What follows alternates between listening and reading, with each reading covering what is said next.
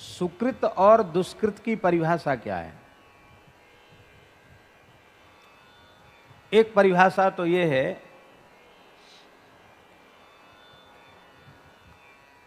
जो बहुत प्रसिद्ध है, सब लोग जानते हैं। छठे स्कंध में धर्मराज यमराज के दूतों ने वो परिभाषा प्रस्तुत की है। वे कहते हैं, वेद प्रणहितो धर्मो यधर्मस्तद विपर्ययः वेदो नारायण साक्षात स्वयंभूरिति सुश्रुमो। इति सुश्रुमो, वो कहते हैं कि हमने धर्मराज के मुख से सुना है, महानुभावों के मुख से सुना है, ऋषि मुनियों के मुख से सुना है कि नित्य सिद्ध अनादि अपौरुषेय भगवान वेद ने जिसका विधान किया है वो धर्म है।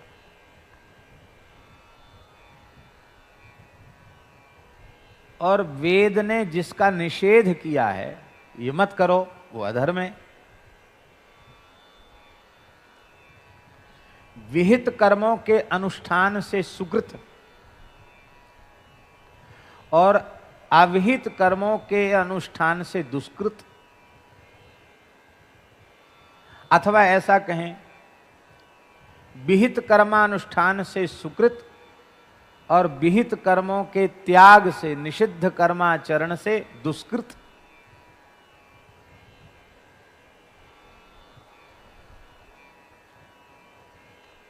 ये परिभाषा हुई।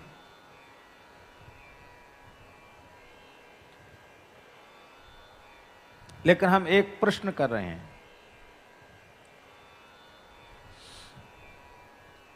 किसी व्यक्ति ने, साधक ने विहित कर्मों का अनुष्ठान किया, विधिवत वर्णाश्रम धर्म का बहुत सावधानी पूर्वक प्रमाद शून्य होकर के पालन किया। वह जिस आश्रम में प्रतिष्ठित है, जिस वर्ण में प्रतिष्ठित है, उसके अनुरूप अहर्निश सावधान होकर के उसने विहित कर्मों का अनुष्ठान करके, निषिद्ध कर्मों का त्याग करके धर्म का आचरण किया। किंतु जैसे भगवान की शरण ग्रहण करनी चाहिए थी, जैसे अनन्य भाव से भगवान की भक्ति करनी चाहिए थी, जो कुछ कर्म, विहित कर्म उसे भगवत प्रीत्यर्थ करने चाहिए थे, वो भगवत प्रीत्यर्थ नहीं किए गए। ध्यान में ही बात, जिसको गोस्वामी जी ने कहा, हरि ही समर्पे बिनु सत्कर्मा। सत्कर्म तो हैं, पर हरि ही समर्पे बिनु, भगवान को समर्पण नहीं किया गया है, तो वो भी कोई विशेष फलदायी नहीं होंगे।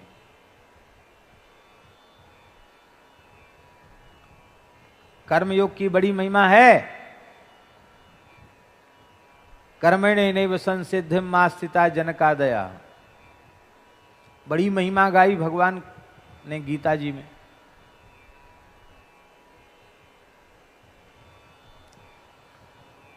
और यहां तक कह दिया कि ये बात बिल्कुल झूठी कि कर्म का त्याग कर दो। नहीं कश्चित क्षणमपि जातु तिष्ठत्य कर्म कृत, एक क्षण बिना कर्म के कोई नहीं रह सकता। इसलिए निषिद्ध कर्मों का त्याग करो, विहित कर्मों का अनुष्ठान करो। ये बात बिल्कुल सही है। निषिद्ध कर्मों का त्याग किया गया है, विहित कर्मों का अनुष्ठान किया गया है, तो भी वह कर्म जीव के लिए परम कल्याणकारक नहीं होगा।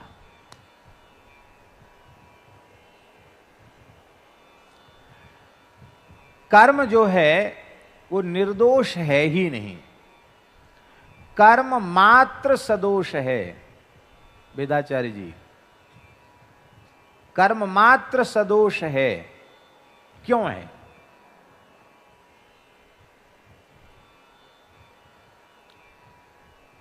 उसका दोष है क्या?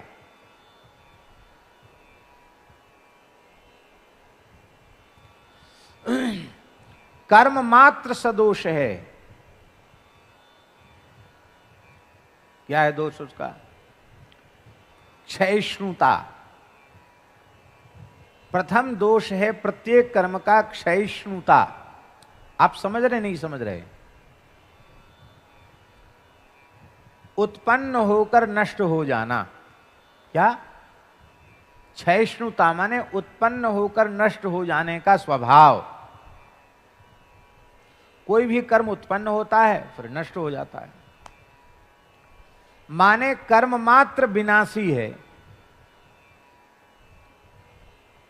जिस क्रिया की कर्म की उत्पत्ति होगी उसका नाश होगा कि नहीं होगा? उत्पत्ति वाले का नाश निश्चित है, निश्चित है, निश्चित है। पैदा हुआ वो नष्ट होगा।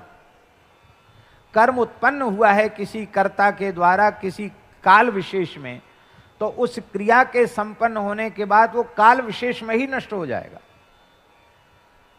अर्थात कर्म विनाशी है और विनाशी कर्म के अनुष्ठान से कभी अविनाशी सुख की प्राप्ति नहीं हो सकती है, अविनाशी लोकों की प्राप्ति नहीं हो सकती है, अविनाशी पदार्थ की क्योंकि पदार्थ मात्र विनाशी है।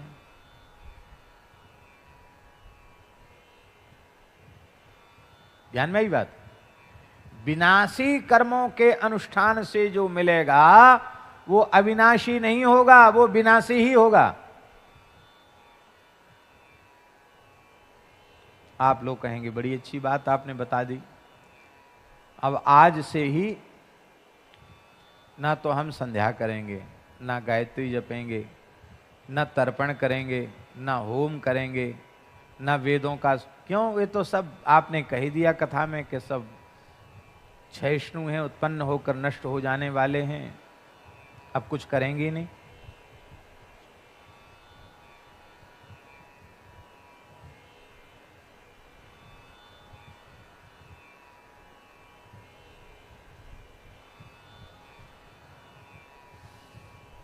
कुछ करेंगे ही नहीं।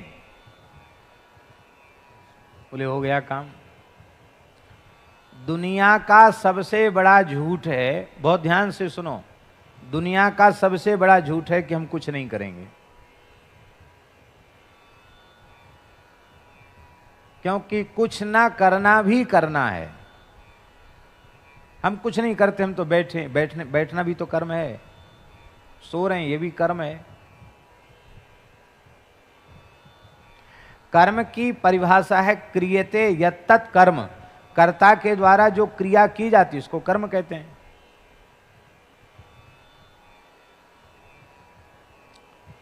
हम इसको छोड़ देंगे? अरे बोले बिल्कुल मत छोड़ो।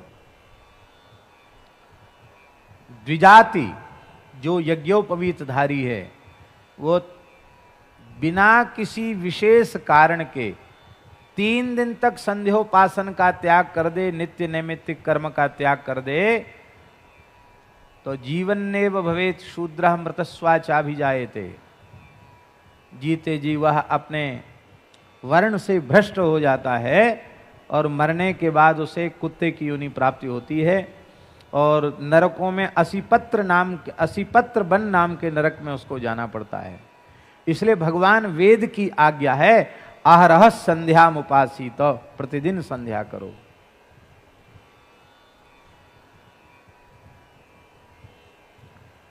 आचार्य जी देव कृत्य जरूर करना चाहिए, त्याग नहीं करना चाहिए देव कृत्य का, पर न करे तो उतना दोष नहीं है। पर पितृकृत्य वो तो अकरणे प्रत्यवाया, वो तो न करेगा तो दोष लगेगा उसको। पितृकर्म अत्यंत अनिवार्य है। यदि हम पितृकर्म नहीं करते हैं तो हम कृतघ्न हैं। मातृकुल पितृकुल की पवित्र परंपरा में हमारा जन्म हुआ है, हम उनका स्मरण भी नहीं करते। अरे क्या खर्च करना, नदी में खड़े होकर, जलाशय में खड़े होकर खाली तर्पयामी तर्पयामी तो करना, इतना भी नहीं कर सकते। इतने कंजूस आदमी, दोष लगेगा। इसलिए एक तर्पण तो स्नानांग तर्पण, स्नान के बाद तुरंत तर्पण हो जाता है।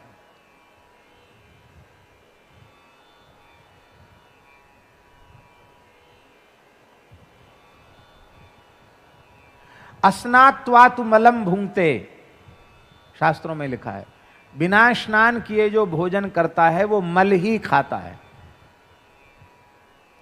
अजपि पूय शोणितम, बिना जप किए हुए जो भोजन कर लेता, कुछ खा पी लेता है, पूय शोणितम, वो पीव और शोणित माने रक्त ही खाता पीता है, मवाद और रक्त खा पी करके गुजारा कर रहा है।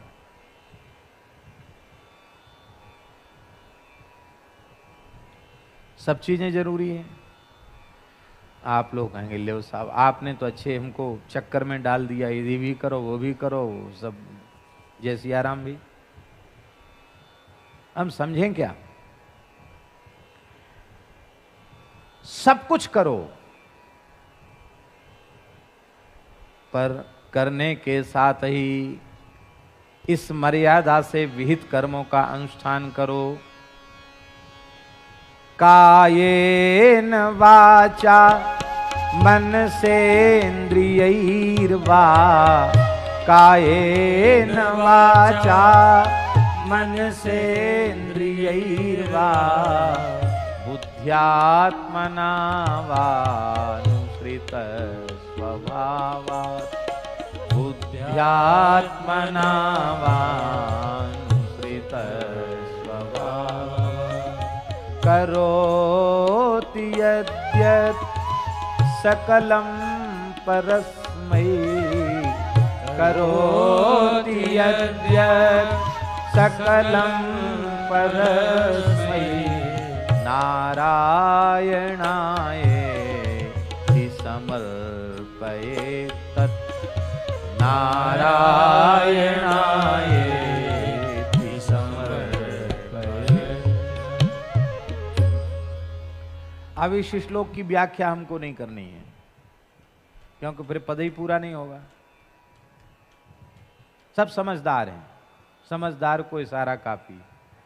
इस श्लोक का तात्पर्य केवल इतना है, कर्तापने के अहंकार से शून्य होकर, क्योंकि अहंकार विमूढ़ात्मा कर्ताहमिति मन्यते,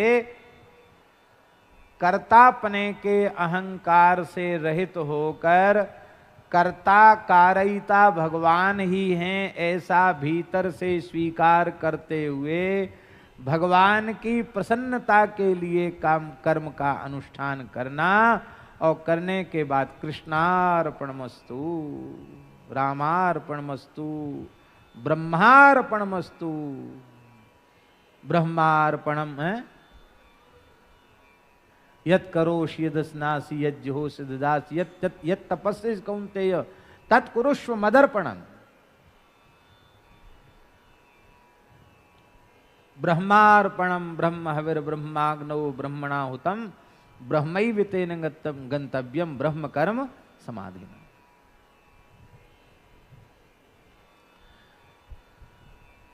कर्तापने के अहंकार से मुक्त होकर भगवान की प्रसन्नता के लिए कर्म का अनुष्ठान करते हुए जब भगवान के ही चरणों में उसका समर्पण कर दिया जाएगा, उस फल के, उस कर्म के फल के, उस कर्म फल के रूप में किसी भी लौकिक अथवा पारलौकिक भोग पदार्थ की कामना नहीं की जाएगी, केवल एक इच्छा की जाएगी, इससे भगवान प्रसन्न हो। इसलिए हम लोग कहते हैं, लेकिन यहां से नहीं, आचार्य जी इसको यहां से कहना है, अनेन कर्मणा श्रीमन नारायण प्रियताम, अनेन कर्मणा सर्वेषां पितरूपी जनार्दन प्रियताम नमः, अनेन होमाख्य कर्मणा श्री सीताराम चंद्र प्रियताम नमः। छोटे से छोटा कर्म, अनेन कृतेन दीपदानाख्य कर्मणा श्री सीताराम सपरिकर श्री सीताराम चंद्र प्रियताम नमः, श्री सीताराम चंद्रार्पणमस्तु। सब कुछ भगवान को अर्पित कर। कर्म के बंधन से मुक्त होने का यही एकमात्र साधन है।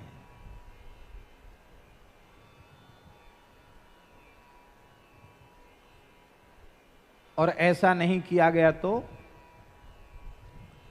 निषिद्ध कर्मों का फल तो घोर कष्ट दुख के रूप में संसार में, और मरने के बाद नरक में भी उसको भोगना पड़ेगा।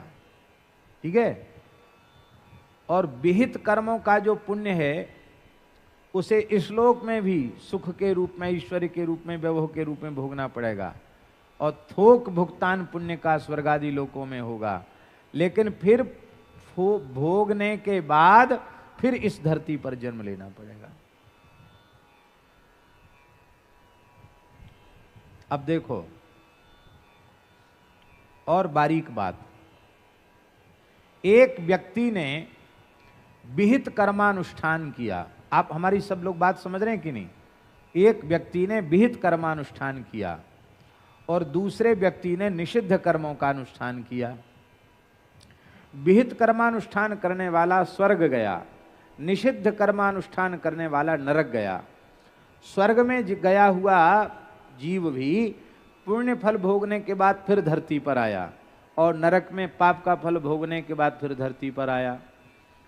धर्मात्मा पुण्यात्मा विहित कर्मों का अनुष्ठान करने वाला जहां से चला था लौट के वहीं आ गया, और निषिद्ध कर्मों को करने वाला व्यक्ति भी जहां से चला था नरक लोक की यात्रा करके सारे दुख कष्ट भोग के फिर यहीं आ गया। जिस जंक्शन से धर्मात्मा चला था उसी जंक्शन से पापात्मा चला था, और लौट कर घूम फिर के उसी जंक्शन पर आ गए, उसी प्लेटफॉर्म पर आ गए। क्या हुआ? इसीलिए भक्ति, थोड़ा और सुन, भक्ति विमुख जो धर्म सो अधर्म करी गायो। भक्ति विमुख जो धर्म सो अधर्म करी गायो।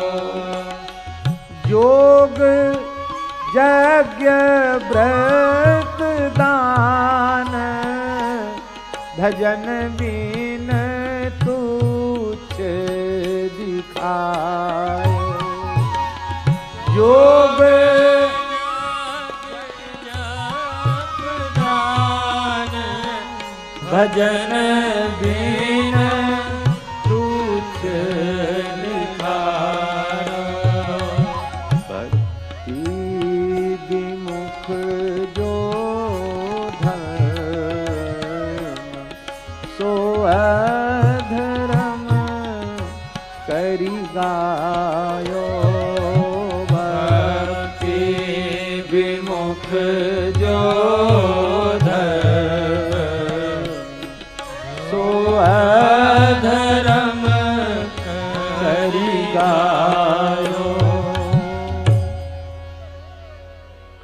भक्ति शून्य होकर के जो भी धर्म किया गया है वो अधर्म के जैसा है।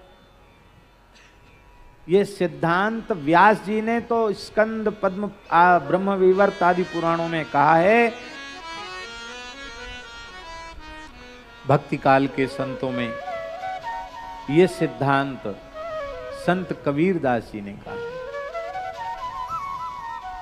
कबीर कानि राखी नहीं वर्णाश्रम खट दर्शनी। भक्ति विमुख जो धर्म सो अधर्म करी गायो। जोग यज्ञ व्रत दान भजन बिन तुच्छ दिखायो। हिंदू तुरक प्रमाण रमेनी सब दी साकी। पक्षपात नहीं बचन सवही के हित की भाकी। आरूढ़ दशा है जगत पे मुख देखी नाहिन भनी। श्री कबीर कानि राखी नहीं वर्णाश्रम खट दर्शनी।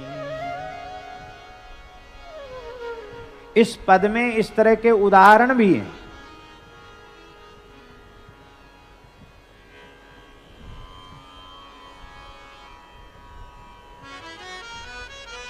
अब हम आपसे पूछते, अब सुकृत दुष्कृत की परिभाषा बताओ। क्योंकि अभी जो हमने व्याख्यान किया है, इस व्याख्यान के अनुसार सुकृत दुष्कृत में अंतर नहीं रह गया, सुकृत ही दुष्कृत हो गया। दुष्कृत करने वाला भी घूम फिर के यहीं आ गया, सुकृत करने वाला भी घूम फिर के यहीं आ गया।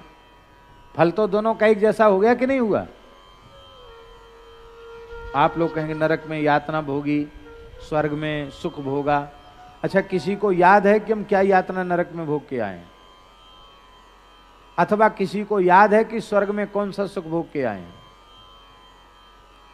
स्वर्ग के सुख की भी स्मृति नहीं है और नरक के दुख की भी स्मृति नहीं है, दोनों की विस्मृति है। आप लोग कहेंगे दोनों की विस्मृति क्यों है? क्यों है विस्मृति? उत्तर दो, क्यों विस्मृति है?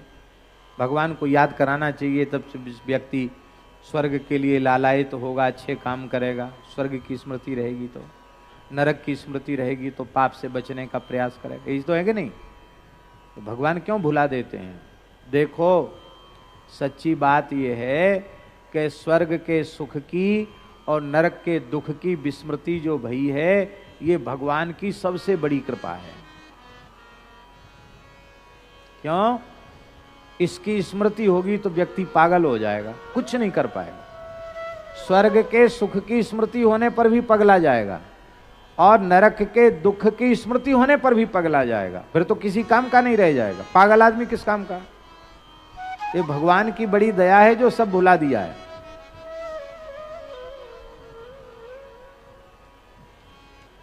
विक्षिप्त हो जाएगा। तब सुकृत दुष्कृत की परिभाषा क्या है? बोले सोई सुकृति शुचि सांचो। तीन बातें, सुकृति, शुचि और सांचो, ये तीन चीजें। वही सुकृति है, धर्मात्मा पुण्यात्मा है, धर्मनिष्ठ है, सत्कर्मानुष्ठान करने वाला है। शुचि, शुचि माने पवित्र है, केवल बाहर से पवित्र नहीं, बाहर और भीतर दोनों से पवित्र है। और तीसरी बात है सांचो। सांचो माने मन वाणी क्रिया से एक, मन वाणी क्रिया में जिसकी एक रूपता हो गई हो, उसको सांचो कहते हैं। अर्थात जिसका प्रत्येक व्यवहार सर्वथा छल कपट रहित है, उसमें बिल्कुल भी बनावटीपन नहीं है, वो है सच्चा। छिपाव दुराव की गंध भी जिसमें नहीं, वो है सच्चा।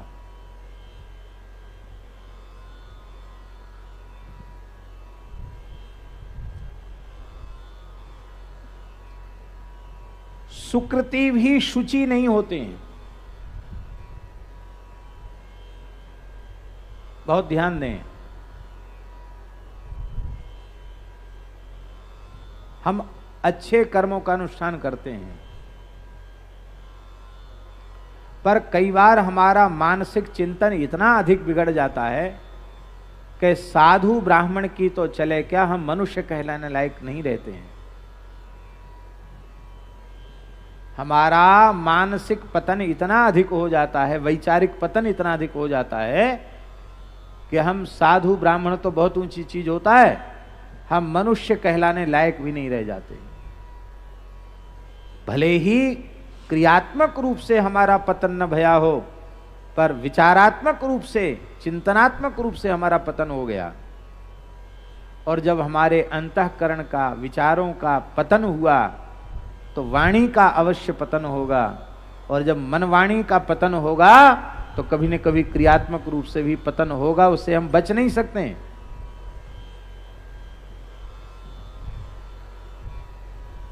संध्या करने पर, गायत्री जपने पर, तर्पण करने पर, वेद पाठ करने पर, श्राद्ध करने पर, तपस्या करने पर, तीर्थाटन करने पर, बड़े बड़े कठोर व्रतों का अनुष्ठान करने पर, बड़े बड़े यज्ञ करने पर भी हमारा मन अशुद्ध रहता है।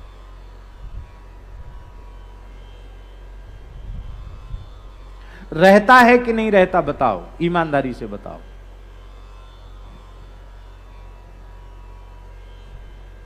यदि न रहे तो पाप बने ही नहीं। पाप बनते हैं कि नहीं बनते? जानकर भी बनते हैं, अनजाने में भी बनते हैं। न बनते होते तो ये रोज कहने की क्या जरूरत थी? यद्रात्रा पाप मकारशम मनसा वाचा हस्ताभ्याम पदभ्याम उदरेण शिष्णा रात्रिस्तदवलुम्पतु यत्किंच दुर्तम वै इदमहमामृतु सूर्य ज्योतिष जोमि स्वाहा। अथवा यदन्ना पाप मकारशम मनसा वाचा हस्ताभ्याम पदभ्याम उदरेण शिष्णा हस्तदवलुम्पतु यत्किंच दुर्तम वै इदमहमामृतु सूर्यो ज्योतिष जोमि स्वाहा। अशुचिता हमारे भीतर न होती तो ये कहने की क्या आवश्यकता थी? आपः पुनन्तु पृथ्वीं पृथ्वी पूता पुनात्मां पुनन्तु ब्रह्मणस्पत ब्रह्मपूता पुनात्मां यदुच्छिष्टम भोज्यं वा इदवा दुश्चरितं मम सर्वं पुनन्तु मामापो शतांच प्रतिग्रहग्गु स्वाहा।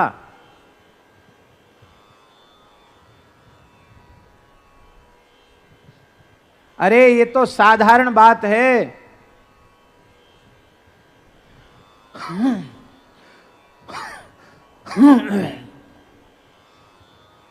सौ अश्वमेध यज्ञ करने वाला नहुष, चंद्रवंशी नरेश राजर्षि नहुष,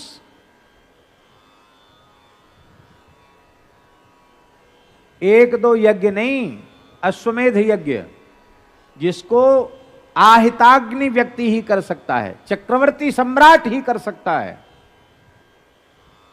ऐसे एक अश्वमेध यज्ञ नहीं 100 अश्वमेध यज्ञ उसने किए। और अश्वमेध यज्ञों के फलस्वरूप उसे इंद्र पद का अधिकारी समझा गया। इंद्र को ब्रह्म हत्या लग गई तो इंद्र पद पर बैठने के योग्य नहीं रह गए, इंद्र भाग गए और इंद्रासन खाली हुआ। तो संपूर्ण देवताओं ने, ब्रह्मा जी ने, सब ऋषियों ने मिल करके बोले ये ठीक है, इंद्र पद पर बैठने के योग्य है, ये कुर्सी के लायक है, और उस नहुस को इंद्रासन पर बिठा दिया। इंद्र हो गया नहुस। अब तो ऋषि सामगान करके इंद्रासन पर बैठे हुए इंद्र नहुस की स्तुति करने लगे। जय जयकार, लोकपाल दिक्पाल सब उसकी स्तुति कर रहे हैं, अप्सराएं नाच रही हैं। वो इंद्र हो गया, सबका पूज्य हो गया, प्रतिष्ठित हो गया। पर नारायण 100 अश्वमेध यज्ञ करने से भी चित्त शुद्ध नहीं हुआ। चित्त शुद्ध हो जाता तो इंद्रासन पर बैठने के बाद यह क्यों कहता कि जब मैं इंद्र हूं तो इंद्राणी मेरी पत्नी होनी चाहिए। भाई इंद्र भाग गए तो इंद्राणी तो है ना महल में, बुलाओ इंद्राणी को, अब वो हमारे साथ रहेगी। लोगों ने समझाया, बड़ी महाराज आप बहुत ऊंचे पद पर बैठे हैं। नहीं, मैं इंद्र हूं, मैं जो कहूं वही धर्म है। वाह, बहुत अच्छी बात है, लाओ इंद्राणी को। इंद्राणी के पास संदेश पहुंच गया, सची के पास। सची तो परम पतिव्रता है, बहुत दुखी होगी, अब क्या करें, मेरा धर्म कैसे बचे। सबका धर्म गुरु जी बचाते हैं, संकट आवे तो गुरु जी को पुकारना चाहिए। इंद्राणी ने गुरु जी को पुकारा, बृहस्पति जी प्रकट हो गए, बोले कहो देवी क्यों दुखी हो? बोले महाराज मेरे सतीत्व को बचाइए।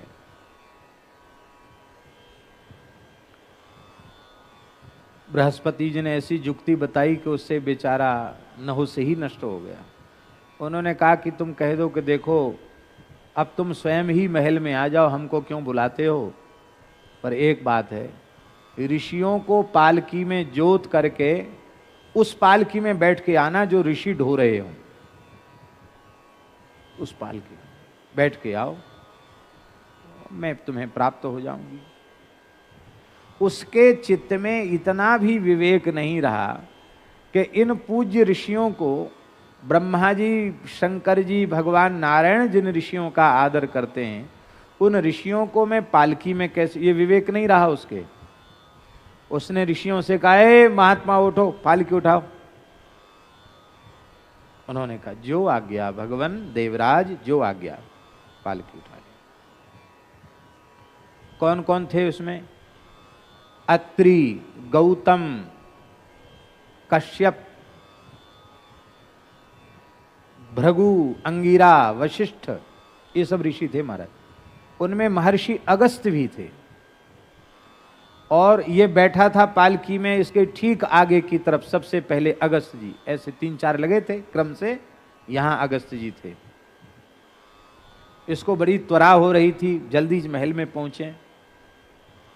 तो इसने अगस्त्य जी के मस्तक पर पैर से ठोकर मारी, पालकी से पैर बाहर निकाला और अगस्त्य जी के मस्तक पर ठोकर लगाई। कहा सर्प सर्प, श्री गतऊ है ना, सर्प सर्प माने जल्दी, शीघ्र चलो, जल्दी चलो, सर्प सर्प, चलो चलो चलो, शीघ्रम सर्प, चलो। जैसे ही सर्प सर्प कहा, अगस्त्य जी को क्रोध आया। ऋषि तो क्रोध तो थे ही उसकी दुष्टता पर। तुरंत पालकी को पटक दिया, बोले नीच, बार बार सर्प सर्प कहता, जा भयंकर सर्प की योनि में चला जा, अजगर की योनि में चला जा। कहां तो बेचारे 100 अश्वमेध करके इंद्रासन पर बैठे थे, अब नीचा सिर ऊपर पैर करके गिरने लगे। वहीं से गिरना शुरू, वहीं से पतन। बोले महाराज गलती हो गई, क्षमा करो। बोले ये तो वाणी निकल गई, अब तो वो बदलेगी है नहीं। महाराज मैं, मेरे ऊपर कृपा करो, मुझे प्रमाद हो गया, मेरे उद्धार का साधन बताओ। बोले तेरा पाप जब किसी महापुरुष से तेरा संवाद होगा तब नष्ट हो जाएगा। वो नहुष अजगर बना पड़ा था। पांडुनंदन भीमसेन को अजगर ने पकड़ लिया। महाबली भीमसेन भी 10,000 हाथियों का बल जिनमें था, वे निश्चेष्ट हो गए। भीमसेन लौट के नहीं आए तो धर्मराज युधिष्ठिर खोजने चले। उन्होंने देखा कि वे एक भयंकर अजगर के चंगुल में फंसे हुए हैं।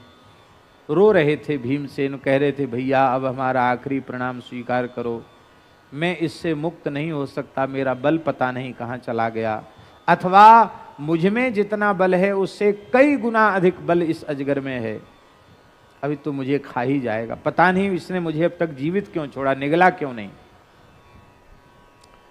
युधिष्ठिर को भी दया आ गई। उन्होंने कहा भैया हम प्रयास करते हैं, निराश मत हो। अजगर से कहा भद्र छोड़ दो इसको। बोला इसको नहीं छोड़ेंगे, हम भूखे खाएंगे इसको, हमारे प्रश्नों का उत्तर दो तो हम छोड़ देंगे। फिर संवाद हुआ। संत से संवाद होने से पाप नष्ट हुआ। संत से संवाद ही सत्संग है। संत संवाद का ही नाम सत्संग है और विमुख संवाद का ही नाम कुसंग है। फिर वो मुक्त होकर के स्वर्ग गया। तो हम आपसे पूछते हैं कि यदि वह पवित्र हो गया होता, ध्यान में आई बात, यदि वह पवित्र हो गया होता कर्मानुष्ठान से ही, तो इतनी भारी अपवित्र भावना उसके मन में क्यों आती कि इंद्र की पत्नी इंद्राणी मेरी पत्नी होनी चाहिए।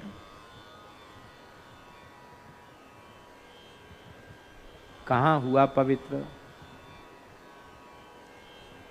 तो क्या हम कर्मानुष्ठान न करें? नहीं नहीं, अवश्य करना चाहिए। तस्मात् शास्त्रम प्रमाणम ते कार्या कार्य व्यवस्थितौ दृष्ट्वा शास्त्र विधानोक्तम। यही है ना, कर्म कर तुम विहार हसी।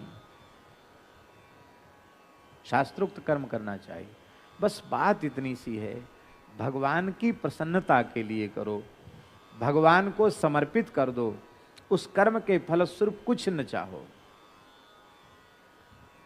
केवल और केवल भगवान की प्रसन्नता चाहो।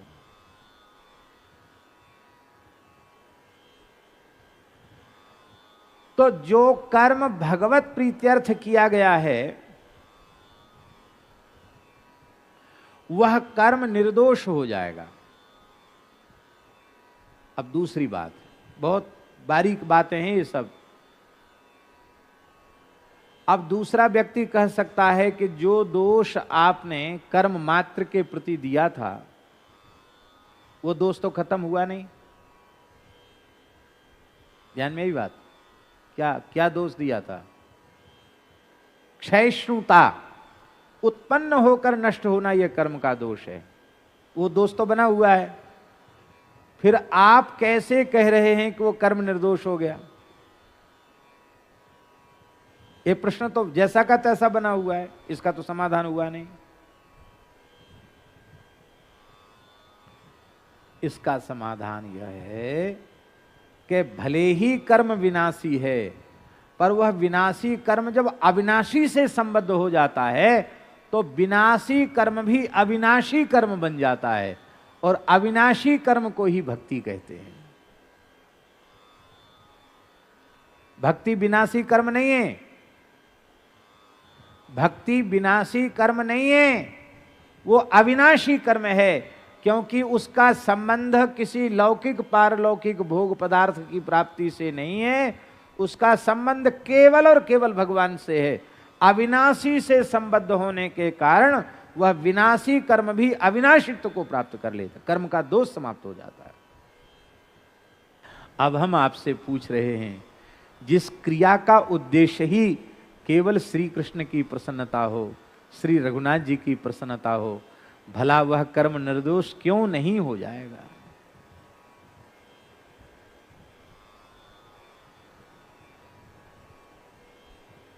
ये उद्देश्य न हो ना व्यास जी, तो जो वैदिक कर्म करते वो भी पवित्र नहीं होंगे।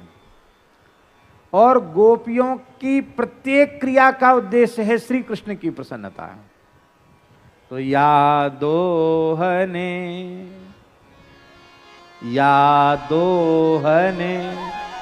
दोहन के समय, आवहन ने धान आदि कूटते समय, मथनोपलेप दधि मंथन करते हुए, लिपाई पुताई करते हुए, प्रेंखिंखनार्धरुदिते क्षण मार्जनादो, स्नान करते हुए, शरीर का श्रृंगार करते हुए, रोते हुए बालकों को चुप कराते हुए, सब घर के काम कर रही हैं गोपियां। लेकिन धन्य है ब्रजस्त्रिय उरुक्रम चित्तयाना, धन्य है व्रजांगनाएं जिनके चित्त पर श्री कृष्ण निरंतर चढ़े रहते हैं। ये ब्रज की गोपियां धन्य हैं। झाड़ू लगाती हैं इसलिए कि इस घर में श्री ठाकुर जी आवेंगे। और फिर आज मेरे अंगना में आओ नंदलाल, चले आओ गोपाल, दर्शन की प्यासी गुजरिया श्याम, आज मेरे अंगना में आओ नंदलाल। गोबर की हेल उचारी इसीलिए, पनघट पर जा रही इसीलिए। क्यों? बोले उस पर श्याम सुंदर का दर्शन। आज ठाडोरी बिहारी यमुना तट पे, दही दूध बेचने की क्रिया हो रही है, पर किस लिए जा रही है? चलो सखी वहां जाइए जहां बसत ब्रजराज, गोरस बेचत हरि मिले, एक पंथ द्वै काज, एक पंथ द्वै काज। संत मलुकदास जी अपनी वाणी में कह रहे हैं, ग्वालिनी रांची हरि के रंग, बड़ा प्यारा पद है मलुकदास से। ग्वालिनी रांची हरि के रंग। ये दूध दही बेचने की लीला में ये पद गाया जा सकता है, बहुत प्यारा पद है। ग्वालिनी रांची हरि के रंग, देह सुरति सब बीसरी, मगन ध्यान किए अंग। श्रीअंग का ध्यान करने पर देह की सुध बुध भूल गई गोपी।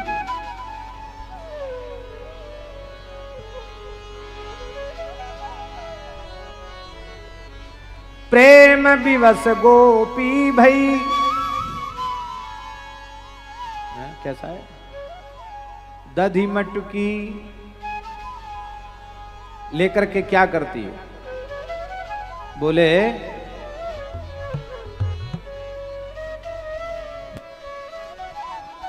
बोले ले ले कान,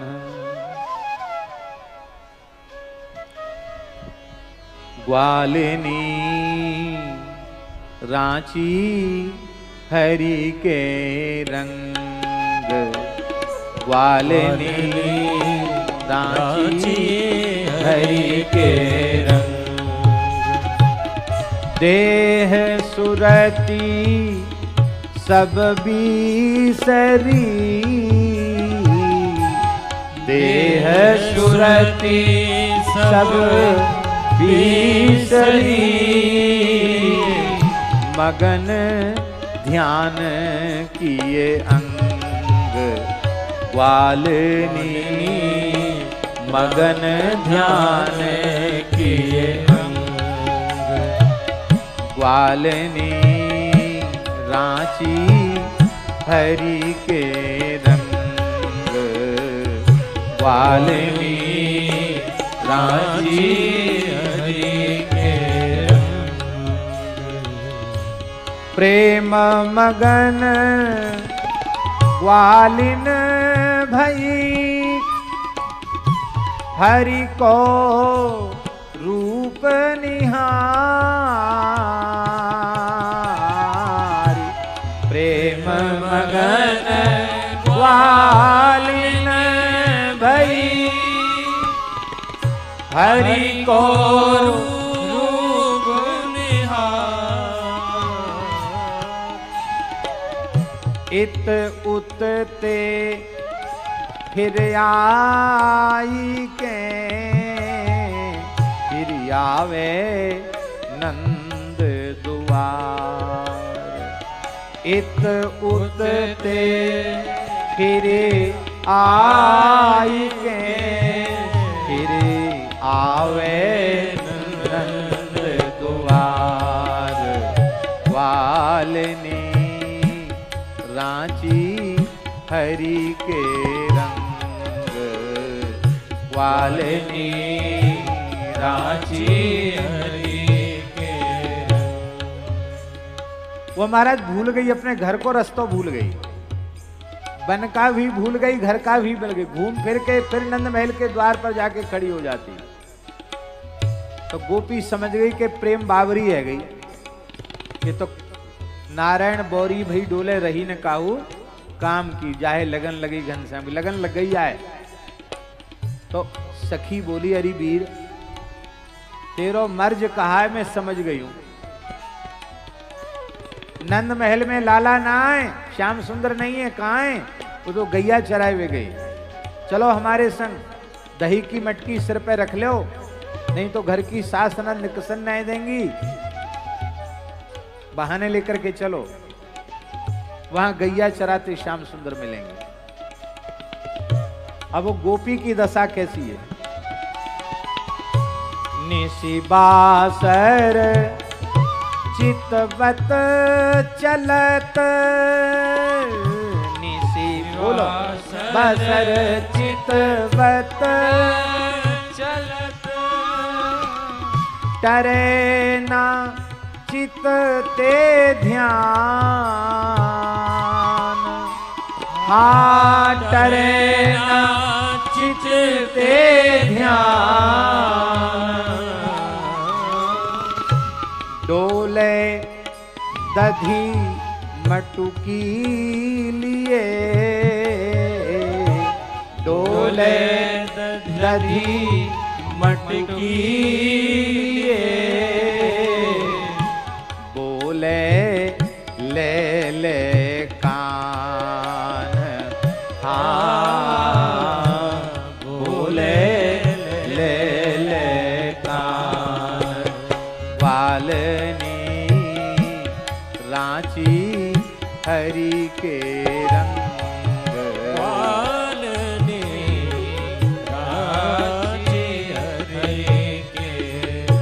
दही मटकी में बोले अरे कोई कान लेवरी कान, अरे कोई श्याम सुंदर लेवरी श्याम सुंदर, अरे कोई नंद नंदन लेवरी नंद नंदन। दधी को नाम बिसर गई ग्वालिन, ले लो रे कोई श्याम सलोना। प्रेम कथा अति अटपटी, मलुकदास जी कहते हैं